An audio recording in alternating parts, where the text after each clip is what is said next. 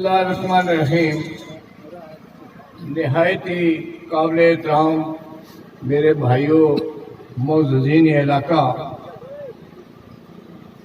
اور میرے اسٹیج پر بیٹھے ہوئے نہایت ہی معزز بھائیوں اور علاقہ کے سے آئے ہوئے لوگوں سب کو میں خدمت میں سلام عرض کرتا ہوں.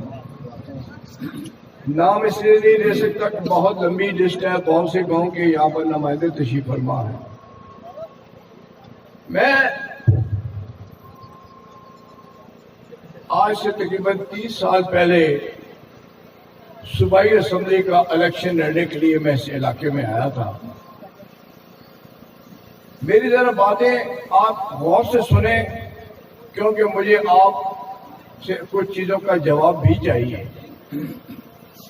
اس وقت جب میں پہلی دفعہ آیا تو مجھے تو یہ بھی نہیں پتا تھا کہ بلیاوال کدھر ہے, سنبھال کدھر ہے, درداد کدھر ہے. وہ میرا پہلا الیکشن تھا.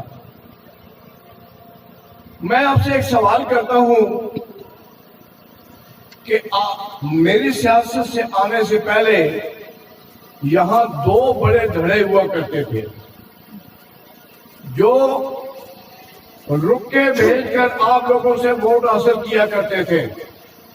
کبھی ایک گروپ جیتا تھا, کبھی دوسرا جیتا تھا. کیا میرے آنے سے پہلے اس علاقے میں بجلی تھی؟ نہیں. مجھے جواب چاہیے آپ سے آج. میرے آنے سے پہلے یہاں بجلی تھی؟ میرے آنے سے پہلے یہاں سڑک تھی, اسکول تھے, گیس کا تو خیر نام و نشان بھی نہیں تھا. میں نے اللہ کے حضور دعا کی تھی کہ اگر مجھ سے آپ کی مخلوق کی خدمت ہونی ہے تو مجھے کامیاب کر دیں. اور جب میں اللہ کے کرم سے ان کے حبیب پاک کے صدقے الیکشن جیت گیا تو پھر میں نے آ کے اس علاقے کا دورہ کیا اور اس پورے سب سے پہلے تو ہم نے یہ سڑک شروع کی اور اس کو باتر تک ہم نے پہنچایا. اس کے بعد تمام جتنے آپ کے دیہات ہیں وہاں پر میں نے بجلی لگوائی. ایک ایک گھر کو میں نے بجلی لگا کر دی. یہ پھر سکول بنوائے, بلیاوال کا سکول بنا, یہ درداد کا سکول بنا. اس کے علاوہ بھی بہت سے کام ہوئے. اس کے بعد آپ کی گلیاں پختہ کروائیں. کہنے کا مقصد یہ ہے کہ میں یہ بات کہہ سکتا ہوں کہ یہ جو ترقی کا سفر ہے وہ میری سیاست میں آنے کے بعد شروع ہوا یہاں پر. یہ میں ٹھیک کہہ رہا ہوں یا غلط کہہ رہا ہوں؟ میں اس وقت ایک عوامی جرگے کے سامنے کھڑا ہوں. سفر چلتا رہا, کام ہوتے رہے, ذاتی کام بھی کرتا رہا, اجتماعی کام بھی کرتا رہا. لیکن پھر کیا ہوا کہ یہ یونین کونسل میرے حلقہ انتخاب سے دور ہو گئی. یہ میرا حلقہ انتخاب نہ رہا. لیکن جس وقت میں اپنے کانسٹیچوئنسی کے اندر گیس ڈال رہا تھا, اگرچہ اس وقت یہ علاقہ میرے ساتھ نہیں تھا, لیکن میں نے کہا کہ علاقہ نہیں ہے نا, لوگ تو میرے ہیں نا. لوگوں پہ تو مجھ پر حق ہے نا. اور آپ کو یاد ہوگا کہ 2018 میں ہم نے 32 کلومیٹر 8 انچ کی بڑی لائن ڈال دی تھی, سنجوال سے لے کر بٹھو تک.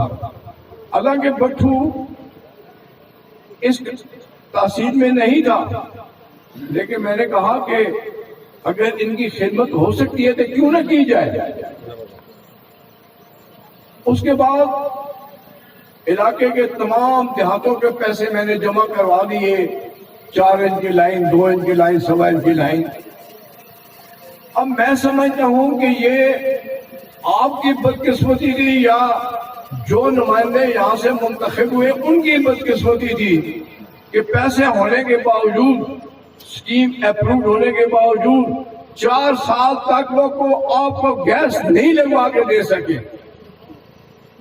کیا یہ ان کا جرم بنتا ہے یا نہیں بنتا؟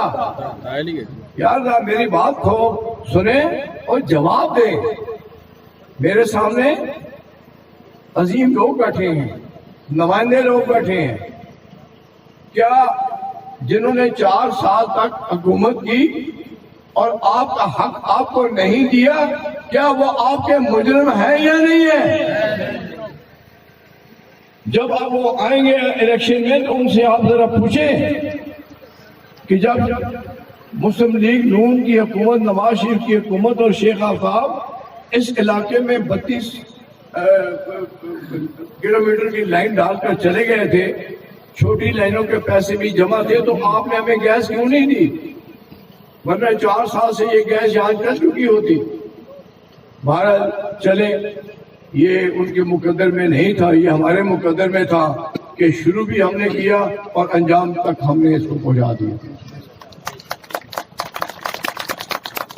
دیکھیں، وہ علامہ اقبال کا ایک بڑا مشہور شعر ہے کہ ہزاروں سال نرگس اپنی بے نوری پہ روتی ہے، بڑی مشکل سے ہوتا ہے چمن میں دید ور پیدا. قائد اعظم صدیوں بعد پیدا ہوتے ہیں. جیسا کہ قائد اعظم محمد جناح پاکستان بنا رہے تھے تو ان کے ہاتھ میں کوئی تلوار نہیں تھی، ان کے پاس کوئی پولیس فورس نہیں تھی، ان کے پاس کوئی فوج نہیں تھی. کیا تھا؟ ایک قلم تھا، ذہن تھا اور پختہ ارادہ تھا کہ میں نے ایک پاکستان بنانا ہے، اور انہوں نے ہمیں پاکستان بنا کر دے دیا. اس کے بعد پاکستان میں حکومتیں بدلتی رہیں، کبھی کس کی کبھی کس کی. وہ نہرو نے ایک زمانے میں کہا تھا کہ میں اتنی دھوتیاں تبدیل نہیں کرتا جتنی پاکستان کی حکومتیں تبدیل ہو جاتی ہیں. اس کے بعد پاکستان چلتا رہا، لیکن پھر اللہ تعالیٰ نے ایک ایسا لڑکا پیدا کر دیا لاہور کی سرزمین پر جو بڑا ہو کر میاں محمد نواز شریف وزیر اعلیٰ پنجاب بنا. اس نے آ کر وہ سڑکوں کا کام شروع کیا کہ پکی سڑکیں اوکھے پہنے، اور گھر گھر لوگوں کو سڑکیں پہنچا کر دی، گھر گھر لوگوں کو راستے بنا کر دیے. مجھے بتائیے نواز شریف کا کیا قصور تھا کہ اس کو اٹک کے قلعے میں بند کر دیا؟ یہی قصور تھا کہ اس نے ایٹمی دھماکہ کیوں کیا؟ بڑی طاقتیں نہیں چاہتی تھی کہ وہ ایٹمی دھماکہ کریں. لیکن نواز شریف کو جب اس وقت کے کلنٹن نے کہا تھا کہ $5 ارب لے لو، یہاں پر دھماکہ نہ کرو، نواز شریف نے کہا کہ میں ڈالوں کے عوض اپنی قوم کی غیرت نہیں بیچ سکتا. میاں تیرے جان نثار بے شمار بے شمار، میاں تیرے جان نثار بے شمار بے شمار. شیخ آفتاب زندہ باد، شیخ آفتاب زندہ باد، شیخ ناصر زندہ باد. اس کے بعد کیا ہوا؟ اٹک قلعے میں ملا کر بند کر دیا گیا. وہ قلعے کا کمرہ تو میں روز دیکھا کیا کرتا تھا. یہاں ہمارا ایک بہت بڑا پلان چل رہا تھا جس میں ہم بجری بنایا کرتے تھے ناوے کے مقام پر. مجھے بلا کر کہا گیا کہ یار نواز شریف کو چھوڑو، یہاں پلان بند کرتے ہیں. میں نے کہا ایسے ہزاروں پلان میں نواز شریف کے قدموں پر قربان کرتا ہوں.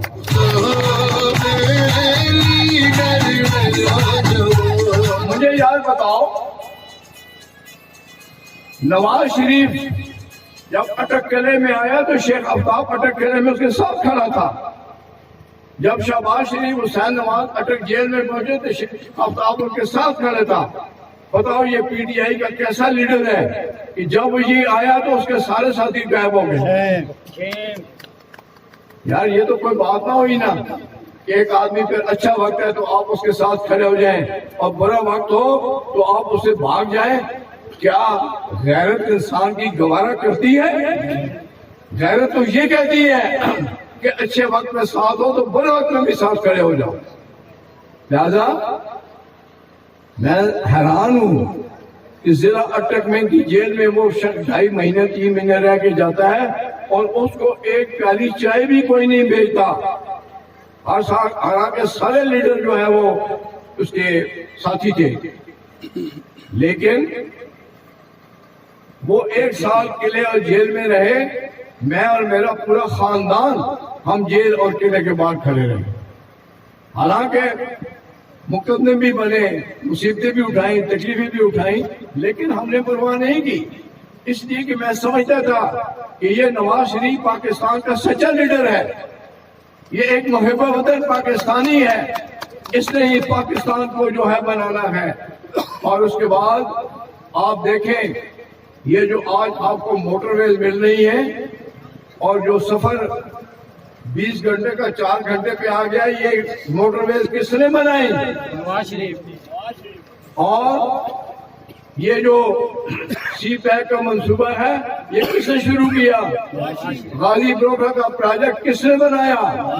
یار کوئی جواب تو دو رہے یار، میں اکیلا بولنے والوں، سینکڑوں لوگ بیٹھے، کوئی جواب تو دے نا. یا ویسی پیار سے آپ نہیں بیٹھے ہوئے، آپ بس ایک آدمی آیا ہے اس کو ملنے کے لیے آپ آ گئے ہیں، ایسا نہ کریں. اگر آپ محب وطن پاکستانی ہیں، جو میں چیلنج نہیں کر رہا، اگر میں کہہ رہا ہوں تو پھر میرا خیال ہے کہ نواز شریف سے بہتر لیڈر کو پاکستان میں ہے نہیں. بتائیں نا، آپ بتائیں، نہیں ہے نا؟ تو پھر انشاءاللہ نواز شریف کا ساتھ دیں گے انشاءاللہ. ہاتھ بہت کم اٹھے ہیں، مجھے ہاتھ کو پتہ چلنا چاہیے کہ نواز شریف کا ساتھ دیں گے. یہ وعدہ ہے، وعدہ ہے، پکا وعدہ ہے، کیونکہ ملک جو ہے وہ وعدہ کر لے تو وعدہ وفا کرتا ہے. اس لیے میں آپ سے کہوں گا، اور میں ایک بات اور بھی کہوں، آپ جانتے ہیں کہ جب میں الیکشن میں آتا ہوں تو میرے ساتھ صوبائی کینڈیڈیٹ بھی ہوتے ہیں، تو میں کہتا ہوں کہ اگر مجھے 100 ووٹ دینی ہے تو اس کینڈیڈیٹ کو 120 ووٹ دیں، مجھ سے زیادہ ووٹ دیں اس کو. باقی یہاں لوگ نادر علی کا ذکر کیا گیا، راستے کا کیا گیا، گیس کا کیا. اچھا میں ایک بات اور آپ کو بتاؤں کہ گیس کچھ گلیوں میں کم پڑی ہے، اس کی وجہ کیا ہے؟ وجہ یہ تھی کہ ہم نے جو 4 سال پہلے پیسے جمع کروائے تھے اس کے ریٹ میں اور آج کے ریٹ میں زمین آسمان کا فرق آ گیا تھا.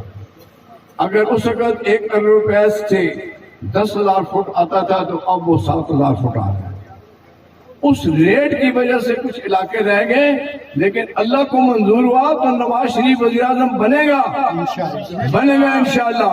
اور اس کے بعد کوئی گھر بغیر گیس کے نہیں ہے.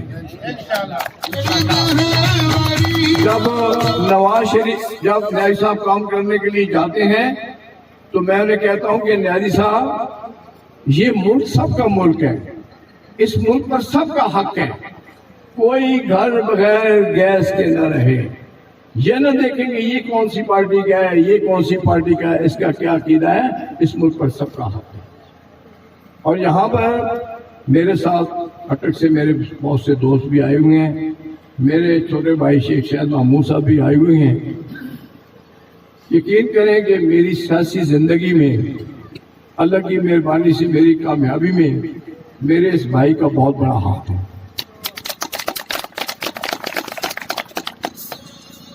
دوست بھائی یہاں پر بہت سے ہیں، میں سب کا شکریہ ادا کرتا ہوں. سب لوگوں نے میرے لیے محنت کی ہے، کامیابی دلوائی ہے. لیکن ایک بات دیکھیں کہ نواز شریف کا کیوں ساتھ دیتا ہوں؟ اس لیے ساتھ دیتا ہوں کہ نواز شریف ایک محب وطن پاکستانی ہے. وہ اس ملک اور قوم کی تقدیر کو بدلنا چاہتا ہے، اس لیے میں اس کا ساتھ دیتا ہوں. اور ساتھ صرف اقتدار میں نہیں دیتا، وہ جیل میں ساتھ ہو تو ہم جیل میں بھی ساتھ ہوتے ہیں اس کے. تو اس لیے میں آپ سے گزارش کروں گا کہ یہ جو پرانے زمانے کے قصے ہیں، اب دیکھیں نا 2 دھڑے تھے میری سیاست سے آنے کے بعد. ہم نے تیسرا دھڑا بنایا اس میں، اور اس دھڑے کو اللہ تعالیٰ نے کامیابیاں در کامیابیاں دی۔ میں نے 7 الیکشن لڑے ہیں، 6 میں جیتا ہوں، ایک صرف پچھلی دفعہ اپنے بھائیوں کی مدد سے ہار گیا ہوں۔ تو بہرحال انشاءاللہ یہ الیکشن ہم جیتیں گے نا انشاءاللہ، نون جیتے گی، ووٹ دیں گے۔ بہت بہت شکریہ۔